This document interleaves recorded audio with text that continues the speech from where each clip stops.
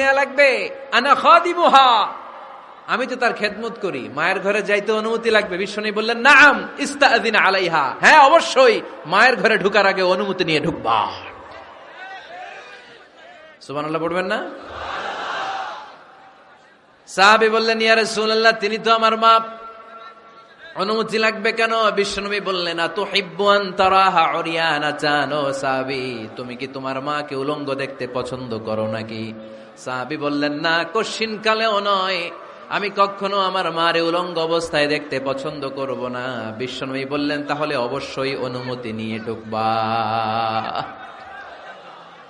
যদি মারে উলঙ্গ দেখতে মনে না চায় তাহলে ঢুকবা, কারণ ঘরের ভিতরে কে কখন কোন পরিস্থিতিতে থাকে তার কোনো হিসাব আছে? এজন্য সালাম দিবেন, নক করবেন, অনুমতি চাইবেন, তখন নিজেকে নিজে ভিতরে যারা আছে মহিলা হোক পুরুষ হোক সামলে নিবে, গুছিয়ে নিবে, তারপরে আপনাকে ঢুকার ব্যবস্থা করে দিবে, ঠিক কিনা? তাহলে মায়ের ঘরে ঢুকতে হলে যদি অনুমতি লাগে, তাহলে বোনের ঘরে ঢোকার আগে অনুমতির দরকার আছে না নাই?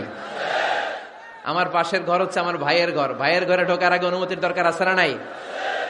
কাজিন, চাচাতো বোন, খালাতো বোন, চাচাতো ভাই, খালাতো ভাই, পাশের ঘরের ভাবি, পাশের বাড়ির মানুষ, এদের ঘরে ঢোকার আগে অনুমতির প্রয়োজন আছে না নাই? খবরদার, খবরদার, এটা কবিরা গুনাহ। This is my first message to the people of Feni tonight. আজ রাতে ফেনীবাসীদের কাছে আমার প্রথম মেসেজ হচ্ছে, কারো ঘরে যাওয়ার আগে অ্যাপয়েন্টমেন্ট নিয়ে যাব, কখন তার সাথে দেখা করব আগে অ্যাপয়েন্টমেন্ট নিয়ে যাব, তারপরে যে দরজার বাইরে দাঁড়িয়ে পারমিশন চাইবো, মানে অনুমতি নিব, তারপরে সালাম দিব, এরপরে ঘরে ঢুকবো। পারা যাবে? ইনশাআল্লাহ পড়তে পারবেন না আওয়াজ করে? আজকে আলোচনার বিষয় হচ্ছে সূরাতুল হুজুরাত। সূরার নাম কি? হুজুরাত।